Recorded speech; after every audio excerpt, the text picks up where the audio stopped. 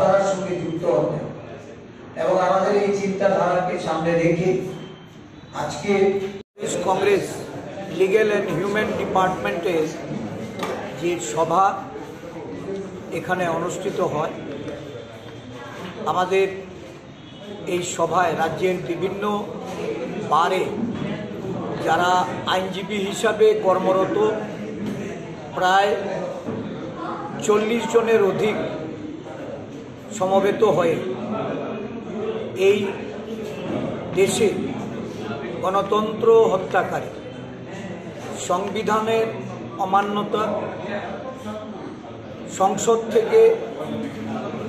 146 জন সাংসদকে বহিষ্কার করার সিদ্ধান্ত যা স্বৈরাচারী মোদী সরকার গ্রহণ করেছে তার বিরুদ্ধে প্রতিবাদ এবং ক্ষোভ প্রকাশ করা হয়। এই সভা থেকে প্রতি মাসে একদিন প্রদেশ কংগ্রেস অফিসে লিগ্যাল অ্যান্ড হিউম্যান রাইটস ডিপার্টমেন্টের এক সভা এটা অনুষ্ঠিত হবে ধারাবাহিকভাবে এবং কংগ্রেস দলের সঙ্গে সমন্বয়ের ক্ষেত্রে দল শক্তিশালী করার লক্ষ্যে এই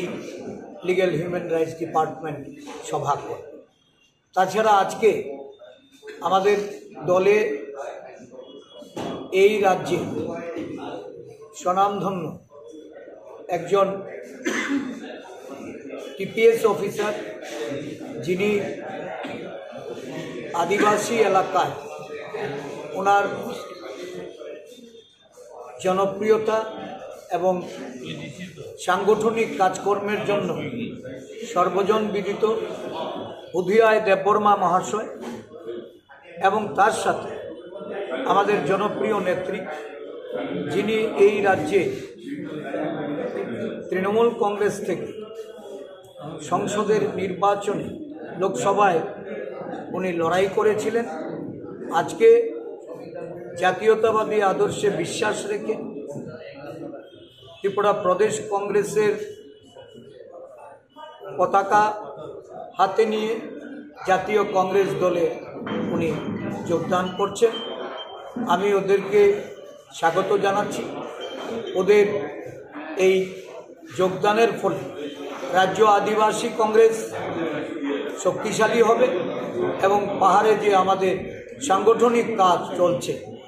এই সাংগঠনিক কাজে আরও বেশি করে গতি ফিরে আসবে। আমাদের এই দুই নেতা নেত্রীকে প্রদেশ কংগ্রেসের পক্ষ থেকে আমরা অভিনন্দন জানাচ্ছি এবং আগামী দিন গুরু দায়িত্ব পালনের ক্ষেত্রে তাদের প্রতি দায়িত্ব